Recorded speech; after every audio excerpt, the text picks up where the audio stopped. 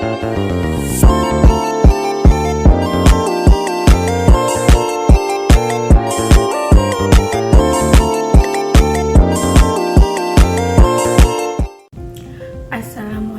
warahmatullahi wabarakatuh. Hello Techno friend, let me introduce myself. My name is Nurdiana with NPM 234111039, Management Class 23D. Okay, here I will explain about working capital management. Next, apa sih manajemen modal kerja? Jadi, manajemen modal kerja adalah proses pengelolaan aset dan kewajiban jangka pendek suatu bisnis. Penting bagi sebuah bisnis untuk memiliki modal kerja yang cukup untuk memenuhi biaya operasional sehari-hari.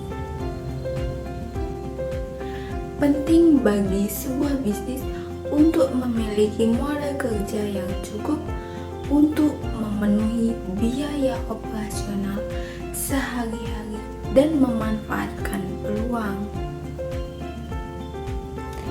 Next, pentingnya modal kerja. Yang pertama ada stabilitas keuangan. Modal kerja yang memadai memastikan perusahaan dapat memenuhi kewajiban jangka pendeknya, mencegah kesulitan keuangan, dan memungkinkan beroperasi dengan lancar. Yang kedua ada profitabilitas. Biasanya manajemen modal kerja yang efektif dapat menghasilkan peningkatan yang efisiensi, pengurangan biaya, dan pada akhirnya profitabilitas yang lebih tinggi. Yang ketiga ada peluang pertumbuhan. Biasanya modal kerja yang cukup memungkinkan bisnis berinvestasi dalam peluang pertumbuhan seperti memperluas operasi atau mengembangkan produksi baru tersebut. Yang selanjutnya ada komponen modal kerja yang biasa kita sebut yaitu aset lancar, lalu kas dan setara dengan kas, piutang usaha dan investasi. Lalu ada kewajiban lancar. Biasanya ini mencangkup hutang usaha, hutang jangka pendek, biaya yang masih harus dibayar. Selanjutnya ada strategi optimalisasi modal kerja. Manajemen inventaris menerapkan sistem pengendalian inventaris yang efisien untuk meminimalkan biaya penyimpanan dan menghindari kehabisan stok. Yang kedua ada manajemen piutang. Sederhananya pembuatan faktur, terus tawarkan diskon, pembayaran awal, dan kelola penagihan secara efektif untuk mengurangi DSO. Selanjutnya ada manajemen hutang usaha.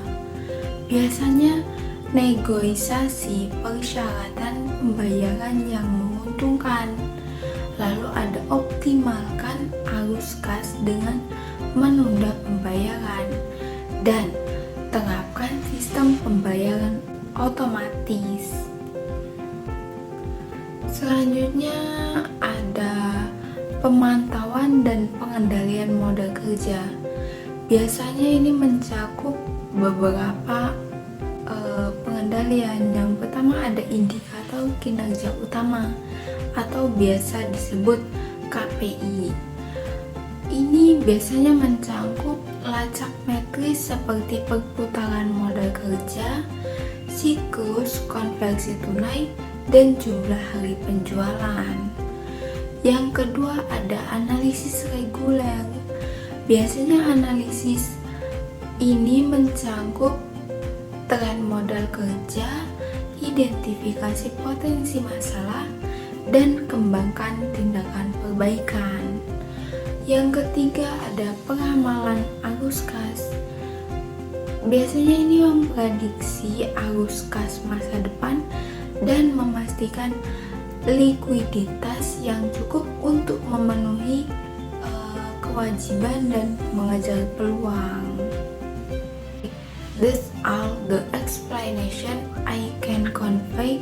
Hopeful it can be useful for my friend. Thank you. Wassalamualaikum warahmatullahi wabarakatuh.